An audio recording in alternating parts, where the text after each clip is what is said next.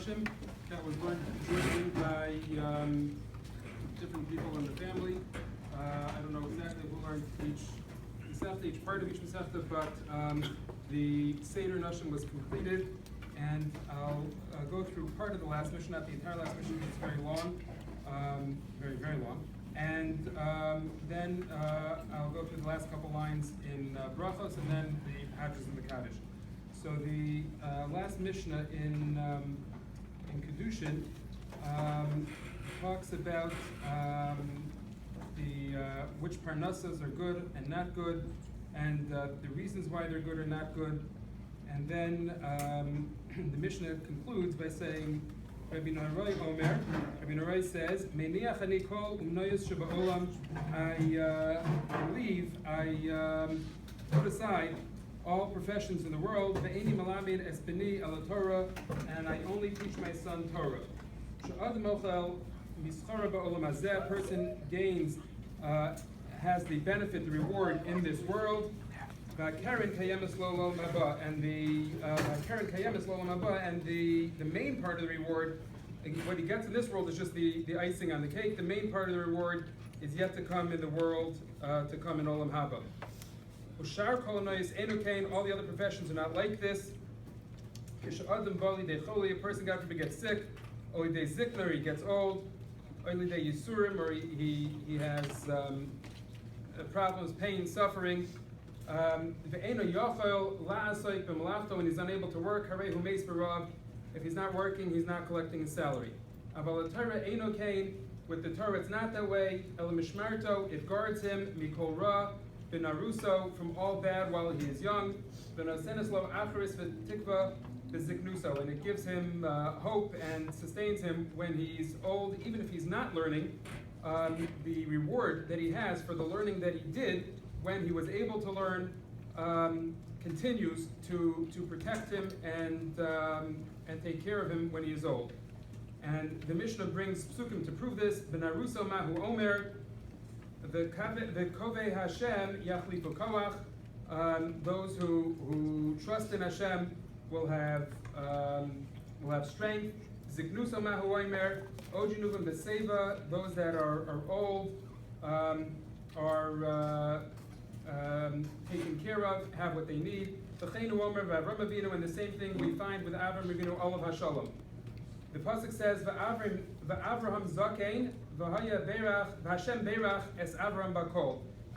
There are words in between, but the pasuk first tells us that Avram was old, and then it says that Hashem blessed him with everything. Matzinu she'asa Avram Avinu es kol haTorah kula. Now we find that Avram Avinu kept the entire Torah before it was even given. Shenemar, like it says, Ekev asher shama Avram b'koli. Hashem says that Avram listened to my voice, v'yishmar mishmarti, and he guarded my mitzvosai, v'chukosai, v'sorosai. And we learned from that pasuk that Avram Avinu kept the kol Torah kula. And so we say that the reason Hashem was berech es Avram bakol, even when he was older and he was unable to learn and spend time learning Torah the way he was when he was young, that even still he had everything when he was old, that the reward that he had for learning when he was young stayed with him even when he was old. So that's the end of the last Mishnah. I'll just finish off the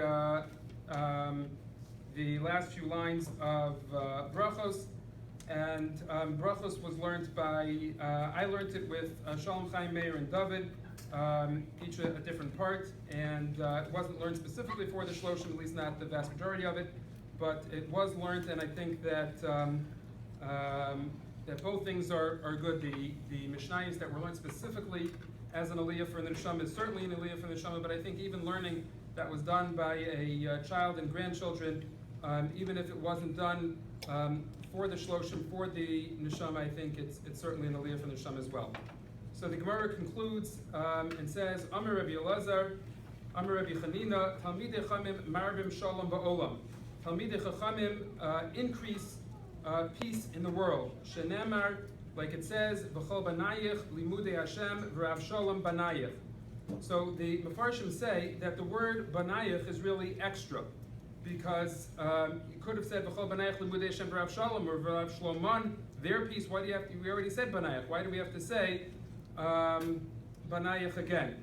So the Gemara Darshans, it's what do we say? Rav Lazar, in the name of Rabbi Chanina, Darshans that Al Tikri Banayach Ela Bonayach, which of course doesn't mean don't read it that way, as the words literally say. It means that you can make a play on words, and even though you do read it correctly as Banayach, but the extra word is a hint, alludes to Bonayach, builders, which refers to Shalom. And there are many pshatim given to why Bonayach, builders, alludes to Shalom. One interesting pshat was the Rashi Tevas stand for four Masechtas that have particular connection to Shalom, Brachos, Nazir, Yavamas, and Krisus. I don't know what each one's connection to Shalom is, but there are different pshatim given to why Bonayach implies Shalom. Anyway, the Gemara concludes with a couple psukim. Shalom Rav, lo vesor asecha ve'en lama michshol. There should be a lot of peace to those that love the Torah, and they shouldn't have any stumbling blocks. Yihi shalom b'chelech shalva b'armenosayich. This sounds familiar. That means you've davened Musaf. We say this at the end of Musaf on Shabbos. Again, there should be peace in the walls and tranquility in the palace. Laman achai v'rei, for the sake of my brothers and friends, adabra na shalom bach, I will speak about peace in front of Hashem. Laman beis Hashem Elokeinu avaksha tovlach, I will request good for you. Hashem oz le'amo yiten, Hashem gives strength to His nation. Hashem yuvarech es amay v'shalom, Hashem should bless His nation with peace. So I'm going to go straight to the Hadrons and the Kaddish. Hadron alach meseches brachas v'seder nashim v'hadron chalon. Daiton alach meseches brachas v'seder nashim v'daiton chalon. EdnaShloshim minach meseches brachas v'seder nashim v'tisn shnei minon. Lo ba'alma den v'lo ba'alma da'asi. Hadron alach meseches brachas v'seder nashim v'hadron chalon. Daiton alach meseches brachas v'seder nashim v'daiton chalon. EdnaShloshim minach meseches brachas v'seder nashim v'lo tisn shnei minon. Lo ba'alma den v'lo ba'alma da'asi. Hadron alach meseches brachas v'seder nashim v'hadron chalon. Daiton alach meseches brachas v'seder nashim v'daiton chalon. EdnaShloshim minach meseches brachas v'seder nashim v'lo tisn shnei minon. Lo ba'alma hadein v'lo ba'alma da'asi.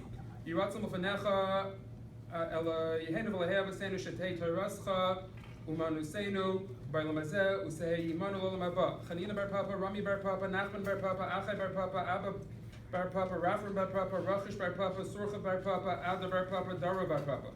Harav na Adonai Eloheinu es divrei Tayrascha befinu v'fifios Amacha Beis Yisrael v'ni anachnu kulanu v'tze'etzeinu v'tze'etzei Amacha Beis Yisrael kulanu Yoidei Shemecha v'lemdei Tarasecha me'ayavai techakmeni mitzvosecha ki lo'olam hi li yihi libi samim v'chukecha l'man lo'yevush lo'olam lo'yeshkach pikudecha kivam chi yisani baruch atah Adonai lamdeni chukecha amen amen sela v'ed.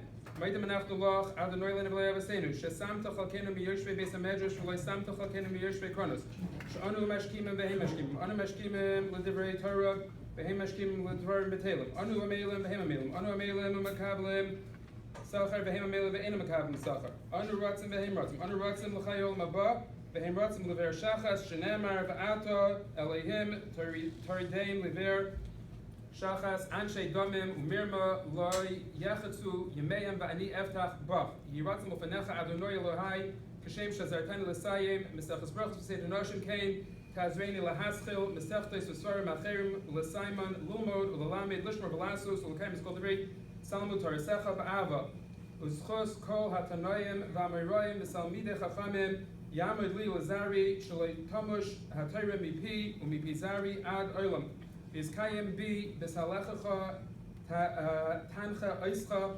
b'shachmacha tishmor alecha hakitzaisa hi tisichecha ki vi yirbu yamecha v'yosif l'cha shleis chayim arich yamin b'yamina b'smola osher b'chavad ad le'oiz le'amo yitin adoni varich b'samay b'shalom.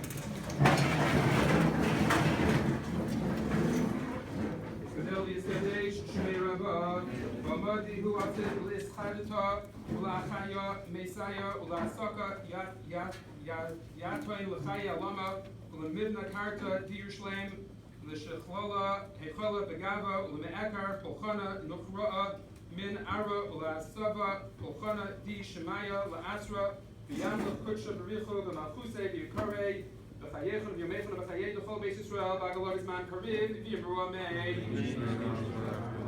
Shmei Rabbah Barach, L'olam Yomei, Olamaya, Yisbarach, V'yishtabach, V'yispa'ar, V'yisramam, V'yisnaseg, V'yisadar, V'yisalev, V'yisalol, Shmei D'Kutsha B'richu, V'elim Kol B'chas V'shira, Sot Sh'chaz V'nechamasa, D'agir Chalma, V'yivru Amei, V'yishlam Rabbah, V'yishamayim Chaim, L'navak Yisrael, V'yivru Amei. V'seshal Mermav, U'yas Hashem, L'navak Yisrael, V'yivru Amei. Why don't we get something to eat first, and then we'll have words to say. If anybody else wants to, we'll be able to speak. We're calling Argentina.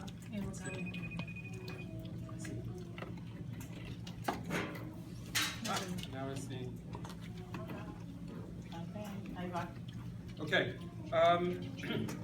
I have a feeling that this will be very short because I have a feeling that in about 30 seconds I'll probably start crying and then I'll just sit down, and that's the plan. So that's why I agreed to speak so readily, because I figured I wouldn't have to speak too long anyway. So when that happens, just excuse me and we'll call it quits right there. I'm going to start with a couple thank yous first. Maybe I can get those in before I start crying. So I'll try. I'm not sure actually, but I'll try.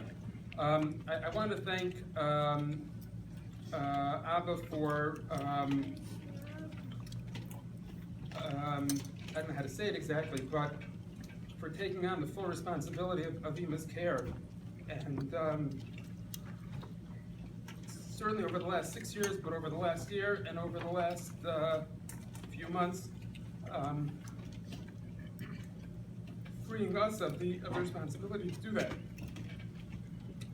Of course, Ita, Eli, Tali, and Avner for all they did for Ima, whether it was schlepping in long distance or just coming all the time, taking her out at different stages. There were different things that were done. Of course, Michelle and Danny, maybe not most of you, but they made me look bad coming to visit more often than I did. So I don't thank them for that part of it, but I do thank them for their...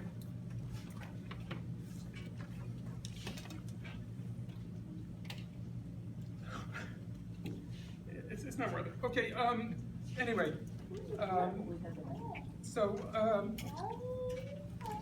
last but not least, Batsheva. She certainly was very helpful at the end, but she had Imanaba over all the time and tried to make things that Ima liked and so on. And she was supportive and all that, so I appreciate those things. I really don't think I could do this, but I guess I could try.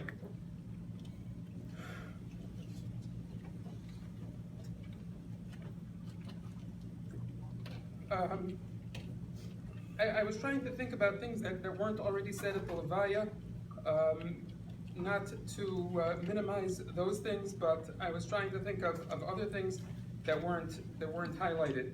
And a few things came to mind.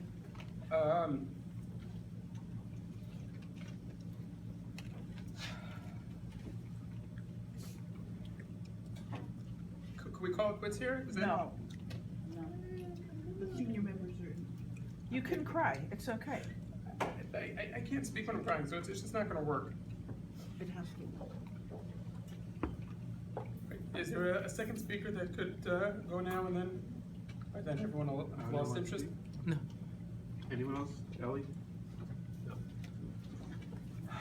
Ita? Ellie?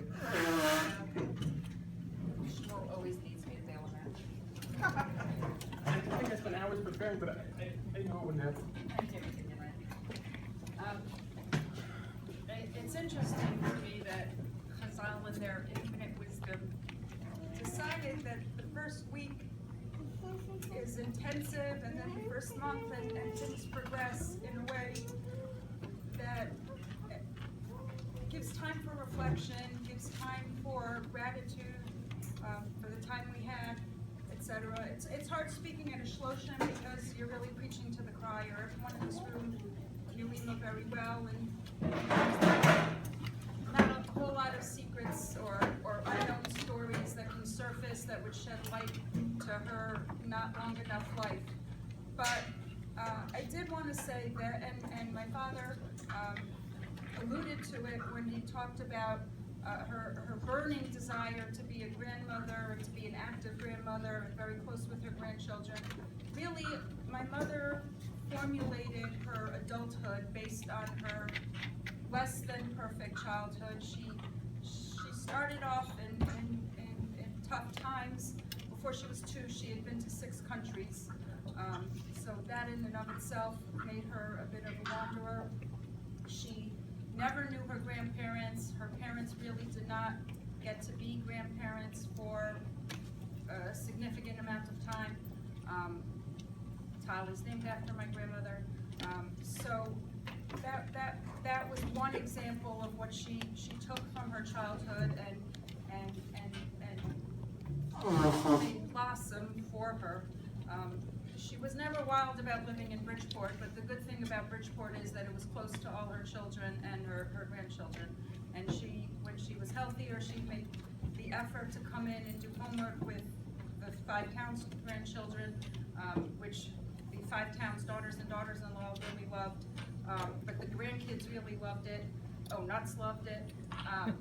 But that was very important to her. And there were a few other things that she took with her from her childhood. And if you knew my mother, you knew she had her idiosyncrasies, but she wasn't bitter. She had fond memories about her childhood too, and she didn't negate what her parents worked hard to provide for her. She never negated the fact that even though she didn't have parents, she had 2 sisters who were very close to her and who did not let the mileage between them hinder their relationship.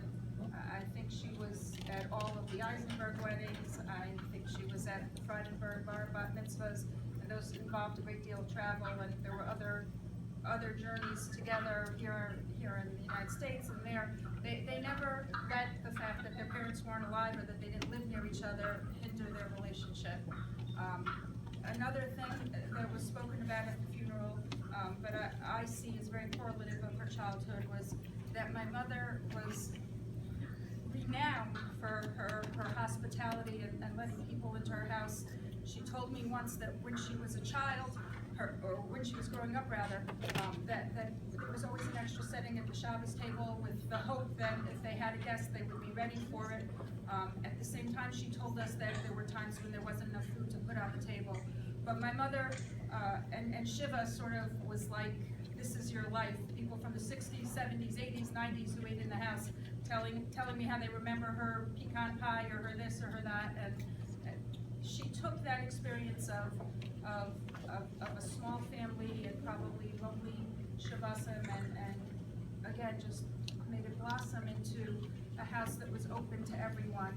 And she didn't have that negative chip on her shoulder about it. She also spoken about it at the Levaya, but she wasn't the kind of person who was known for going out and trying to make people from, but in her own way she did, and those relationships had long-term impact. And I once asked my mother during the 6-Day War if she was scared. Hey, I'm supposed to do that. I once asked my mother if she was scared during the 6-Day War, and she said no. And I said, why not? You were, right at the edge. And she said, she quoted Tehillim, and she said,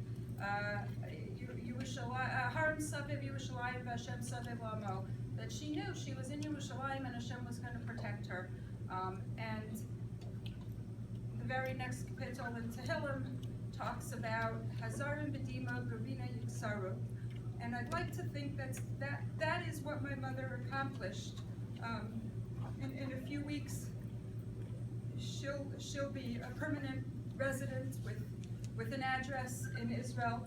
And Hashivat Siyum Kechomim, she always wanted to be there, and she took the tough stuff and she spun it into, I don't know if it was gold, but something valuable that we all carried with us. She herself felt very important about our educations, and we grumbled and we moaned, but we got the educations she wanted. She took. Except medical school. Well, you were the one who was supposed to be her son, the doctor. But she everything she did was sort of reactionary and in a guarded fashion. And now, like I said, Shiva was sort of fun. It was interesting to see what people thought of her from decades ago and what people saw as their highlighted thing. A bunch of people told me that her smile, they always thought of her as someone with an exceptionally captivating smile. And those were things, that didn't necessarily occur to me. People loved her accent. I didn't really hear it. But anyway, so it was sort of fun to hear what people had to say. And now, we're here. We're a very intimate group of people who knew her well. But I think that what we're supposed to do now is remember that lesson and spin good out of the bad. And we're trying, in particular with the very last weeks of her life, but there's 100 other ways to do it. And to be reactionary, not in a negative way, but to take what we learned and what we saw firsthand and keep it going, because really her mantra, or her reason for being was to be a grandmother, and she was very proud of her grandchildren, and they all had a very close relationship with her, and they're all going to have good memories to rely on. And so that's what I wanted to say, that I learned from my mother that you could make good out of bad, and I hope you all keep that lesson too. Shmuel, you ready?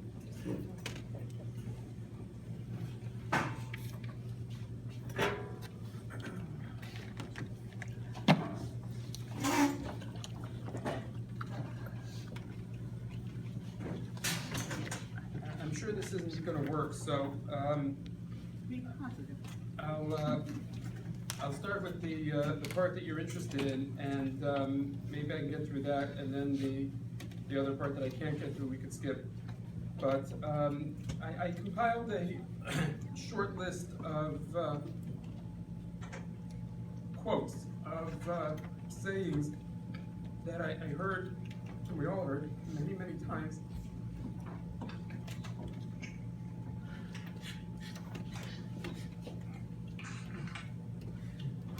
I don't think I can do this. This is supposed to be the fun or funny part, but I'm having a little trouble with this. One was, everyone knows all of them, so the grandchildren, the reward you get for not strangling your own children. There were some close calls. But somehow we all made it. Mother always said, my children are my responsibility. Whenever there was a simcha and she was invited without her children, she didn't want to go. She said, my children, no one else's responsibility. Everybody I know sends their children to friends' houses for Shabbos, but my mother just had that feeling that it was her responsibility and she was doing it. She wasn't giving it to anyone else. I mean, there were the things that we didn't always appreciate growing up, like the maid's not coming in today. And the truth is that if the maid did come in, we had to clean up for the cleaning service, so that was even worse than if they didn't come.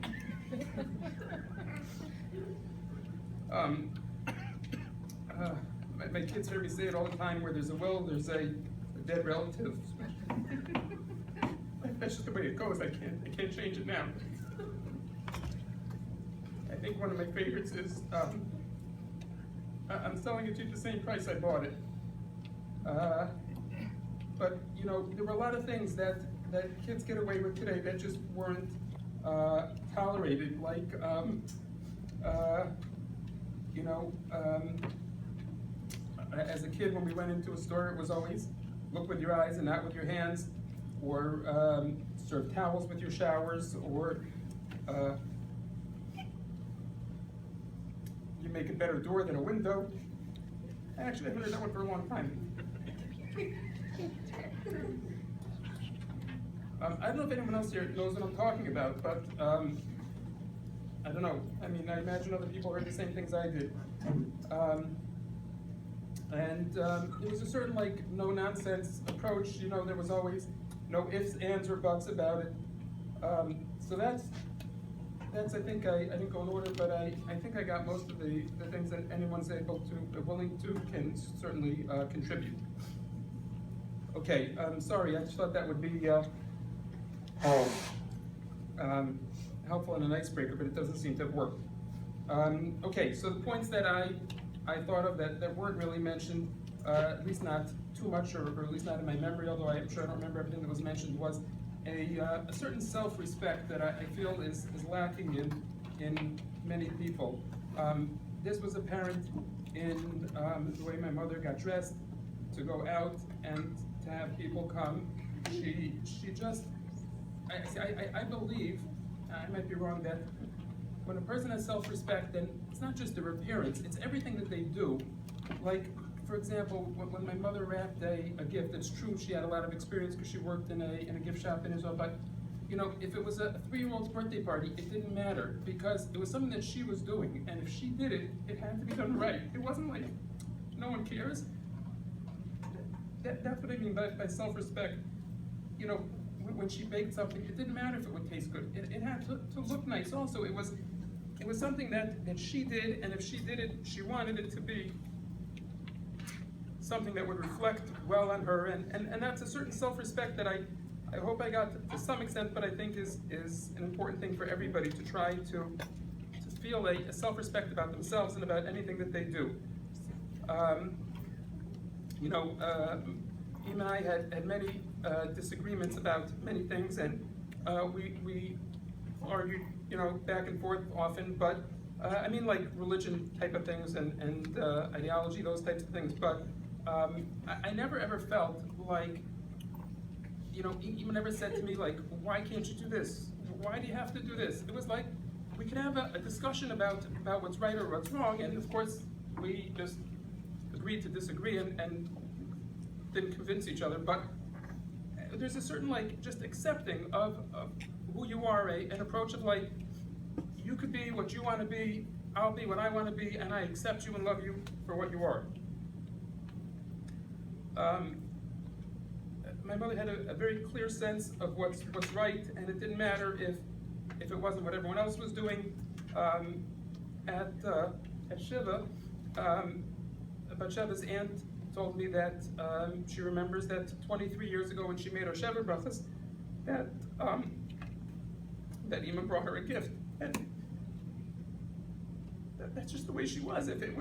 If someone was making Sheva brachas, so you brought a gift. I don't know too many other people that do that, but that was her. You know, if it was right, it was the right thing to do. She wanted to do it. It didn't matter if it had to be done or if other people did it. And it was like that with many things. Just a sense of what was right, and she tried to instill that in us to whatever extent she could. Everybody mentioned the care that she had for us and everything she did for us. It's interesting that I was 5 or 6 years old, I think, and obviously I don't really remember too much, but I can't tell you the circumstances around the story, but I needed to go to a specialist in Boston. Is that correct? I don't think I was older than 6 years old, but I was old enough to perceive how difficult it was for my mother to drive on the highway that distance by herself. She had just started driving shortly before that, and it was something that I perceived as very difficult, but it needed to be done, and she did it, and did it with a smile. And she did it for all of us, whether it was going back and forth to school or whatever it was, coming in to do homework with the grandchildren. She didn't like driving, but she did it. And there are countless examples of that. I think, at least I felt that Ima wanted us to grow up with a sense of responsibility. I know that when I was in yeshiva and I was invited out to someone's house and I got up just instinctively and started, helping to clear or serve the next course, and people would like, what's wrong with you? And I didn't even realize how strange it was. That was just, what I thought was normal. If I go into a pizza shop, I can't get up and just leave the tray on the table, but I noticed that all the other tables have trays left on them. It was that type of thing, the wiping your feet when you come into the house and closing the door. I can't tell you how many people come into my house, therapists and things, and they just leave the door open. They walk in, the door's closed. I was raised like, my mother had the sense of what was right, and if it was right, you do it, and there was nothing to talk about. It wasn't like, this is right, do it. It was, you did it, that was it. There was nothing, I don't know, that's my feeling. I think Ima had a tremendous insight into people and what made them tick. I have a vivid recollection of a conversation when we lived on Capitol Avenue. I was in high school, and I don't remember why, but it was late Friday night, everyone else was sleeping, and we were downstairs talking, and it was amazing to me. I was, I guess, just at an age where I could appreciate it, but amazing to me how, she understood what bothered people and what motivated them and what they needed. And since then, I saw, since I had that one lengthy conversation, I saw many times how she could just hit the nail on the head and just define a person and define what was making them tick.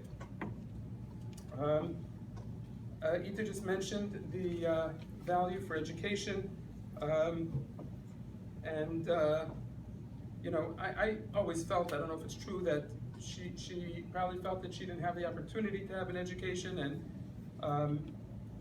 she never complained about it. And if you talk to her, you would never know that she didn't have a terminal degree. But I imagine that not having had that opportunity made her feel more like she wanted us to have it and didn't want us to reach adulthood and look back and say we wish we could have gotten an education and prepared for a career and so on at a point in life when it would have been too late. No one, Ita said also about Kirov, no one thinks of Ima as the president of the Chomer of the Day Club. She really, that just wasn't her. She just wasn't into that. But it was interesting to me how she once said that,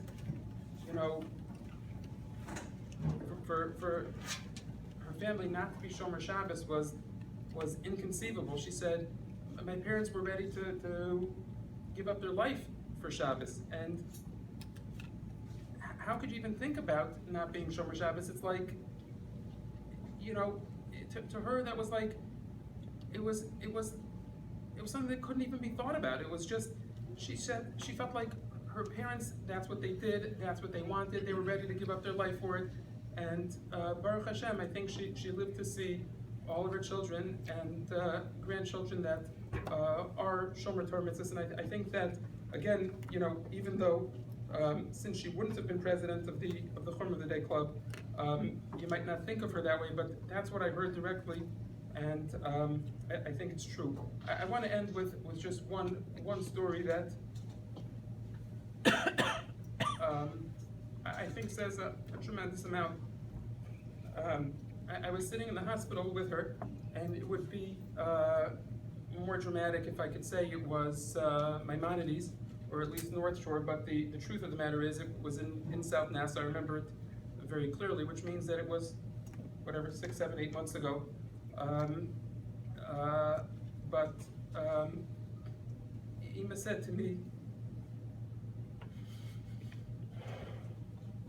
by the way, this is it. I'm done. So I saved the most difficult for last. What I wanted to say at the very beginning is that Ima didn't like long speeches. So I'm not sure she would have approved of this, but if I could just get this one point out, I'm done. I have nothing else I want to say. She said to me,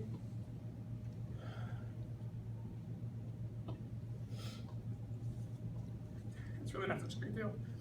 she said to me, Shmuel, I know you're davening for me, but there's someone else who, the person happened not to be sick, but was just going through a difficult time, and she said, I know you're davening for me, but this person, maybe you could daven for them because they really need it. I don't think I would ever be in a hospital for weeks, in a hospital bed, and be worrying about someone else and telling someone, I know you're davening for me, but daven for this person because they need it, and the person is not sick, and they're just having a difficult time. Nothing compared to what she was going through, but that's the person that she was.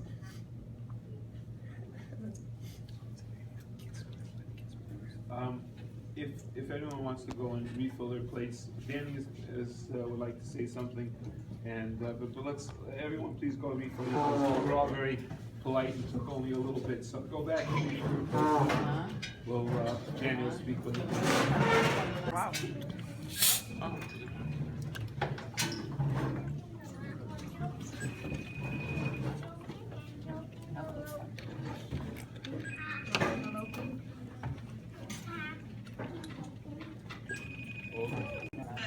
Hola. Hi, Judy. Hi.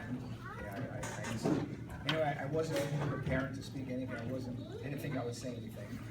And I'm not prepared with anything, but as Shmuel was speaking, a few thoughts came to my mind, so I just wanted to share them. A few things that maybe can't be said by members of families. I'm going to say there were some observations from someone outside of the family. First of all, Shmuel, that you said about your mother always doing the right thing, and wrapping it, and bringing the gift and all that. I was laughing to myself because that sounds like my wife. So just as your mother taught you how to do that, my wife's been teaching me for the last 32 years how to do that. I know her mother does that, so I think that's a Strauss trade that I realize now was transmitted to your mother also. The other thing, Shmuel, you said that you don't think you would be in a hospital, shalom, and be worried about another person. I think that you would. And it's important to understand that you would, because what your mother did, not only did she do for herself, but she taught all her children and grandchildren how to behave. So I don't have any doubt that any of her children will behave in the same way. And of course, Jesse as the father also transmitted these values. I want to say, I remember seeing Edna for the first time. I was engaged to Michelle, who went to Bridgeport, so that was about 32 years ago. So I think, Avner, you were born in 1982, is that right? Yep. Yeah, so I remember you were 2 years old. And I remember Edna taking care of you then, and you were in diapers then. I remember she was taking care of you. That was my impression, that Edna's taking care of Avner. Anyway, so over the years, I've seen Edna in different situations. I've seen her in Simchas, and then I've seen her over the years in different situations in the hospital. And what I have in my mind is that her expression is exactly the same. Her demeanor is exactly the same every time I ever saw her. So through the 32 years, first time I saw her, through the Simchas, hospitalizations, terrible situations, the demeanor is always the same. She always has the same smile, the same way of conversing, never talked about, never complained about her situation, and always perfectly content and the same, so consistent. I mean, it was an incredible trait. I think Shmuel touched on it, but it's really striking to me. Another thing that's striking to me that Edna is one of my three sisters, and the relationship between the sisters, my mother-in-law and Erica in Australia, and Edna is an incredible close relationship. And Edna clearly had a different kind of lifestyle from her sisters. Sisters lived more extravagant kind of lifestyles. But Edna was so comfortable in who she was and her lifestyle, and I never saw it bother her in any way the way she dealt with her sister. It was always close, and the sisters treated her with great respect. It was an incredible thing to see how comfortable she was in who she was and how she lived. So I think that it's reflected, I think, again, from the outside, the beautiful children and grandchildren that she raised together with Jesse. So I know the children can't say that about the children, so I'm going to say it. So first of all, as Shmuel said, Baruch Hashem, all Shomer Torah mitzvos, and part of the being Shomer Torah mitzvos is the derech eretz that comes along with it. If you're not that, you're not Shomer Torah mitzvos. But just to, don't take it for granted, incredible derech eretz, the children are always so appreciative of anything that we did, and we really didn't need it, not that we needed it, but it was always so appreciative and thankful and always so sweet and kind and sincere and never seeing honor for themselves. I think that Edna's done a beautiful job with Jessie of transmitting her values of being comfortable with who she is, and she transmitted them to her children. And the children are comfortable with who they are. Children have dealt with different kinds of issues and always try to keep a same expression, same demeanor all the time. I think that Edna and Shemayim, I think she has tremendous chusam up in Shemayim, that she's raised, Baruch Hashem, children, so fine children, Shomer Torah mitzvos, Derech Eretz, and I think that she's very together with Jesse, and she's been EdnaShloshim for all of us. So I guess, yeah. I just, what? No, Anybody else want to talk? You're welcome to speak. I just wanted to share a couple of thoughts with you. And Shmuel, one more saying that we could add to the list was that today and very often I am a day late and $1 short. The Dvar Torah that I'd like to kind of use as a springboard for what I want to say today is, unfortunately, not this week's parsha, but next week's parsha. And but be that as it may, I'm a day late and $1 short. In Perek Lamed Pasuk Aleph, in next week's parsha, Rachel has not had children, and she's very upset by it. She goes to Yaakov Avinu and she says, "Hava libanim, give me children. V'im ayin mesa anochi, and if not, I am dead." So the simple explanation for the pasuk is that Rachel had her legacy, and without children to pass on the legacy, it would die with Rachel, and so she was demanding from Yaakov that he give her children, and of course Yaakov responds, whatever. But the point is she says that and that concept is kind of an embodiment of Ima, of Savta, and meaning that she has the opportunity to have her legacy, all the wonderful things we talked about, and more that she did, that she was, is your responsibility. You, the children, you, the grandchildren, to carry on and to do what she did, the way she lived, because she needs to have that legacy carried on, and I know that the children are going to carry on with that legacy. I'm not sure. I think it was Ita said self-respect. Was that you, Shmuel, said it? All right, well, somebody said that she has self-respect. I was thinking of it in a different term, but it was the same thing. I went to return the shaitels to Leah, to her hairdresser, and she said she was a real lady, and when she went out, she always was dressed to the nines. And it's true, but I view that as kavod abrios. It wasn't self-respect. It wasn't that she had I'm not saying she didn't have self-respect, but I'm saying that in addition to that, she had kavod abrios. She had respect for other people. And because of that, she wanted to be dressed properly. She wanted to make sure that her hair was right and her nails were good and all those things. It wasn't just, I have to look fancy, but it was respect for other people.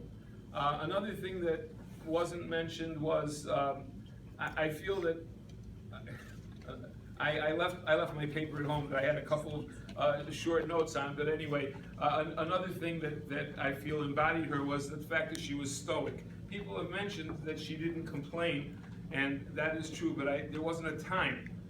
Even 2 days before she died, when I came into the hospital, I said, "How are you doing?" She said, "Fine," or "Okay," or "Great." And she always said that. So she was stoic, she was sameach b'chalka, and so on. And that's something that we ought to learn from her. In so much as I left the paper in my other shirt, I'm not going to go through the other things I wrote down, but I do want to say that there is a second possible shot we could say in Vim Ayin Mesa Anochi. It meant a tremendous amount to me when Dr. whatever his name was, Leibowitz or Lebovitz or whatever it was, the guy who was sitting next to me at the Chaim Aruchim session, mentioned how the world doesn't have the same definition of death with dignity that we have, and we as Jews have. And it's really, it's true, and it meant a lot to me, because toward the end of her life, she had dignity, and there wasn't a time, not one of the children didn't spend Shabbos or more than one Shabbos with her. Even Michelle spent a Shabbos with her, and she's not a child, but people went the extra mile, and she appreciated that, and that gave her the dignity to be able to die with dignity. She had her family around. I was the only Shlemiel that didn't manage to be there that night, the morning that she died. But her family was with her. They were with her for the last 36 hours of her life. And so she had dignity, and I think that that's possibly what Rachel Imenu was also saying, that Im ayin mesa anochi, I'm just going to die, and I'm going to die without any dignity. But Baruch Hashem, Ima had, thanks to you the children, you the grandchildren, she had a tremendous amount of dignity, and she was able to live out the end of her life. Although it was very difficult, she was able to live out the end of her life in calm and peacefulness and with dignity. So I thank you all. There's really a lot that has to be said that I'm not able to say, but I thank you all for all your efforts.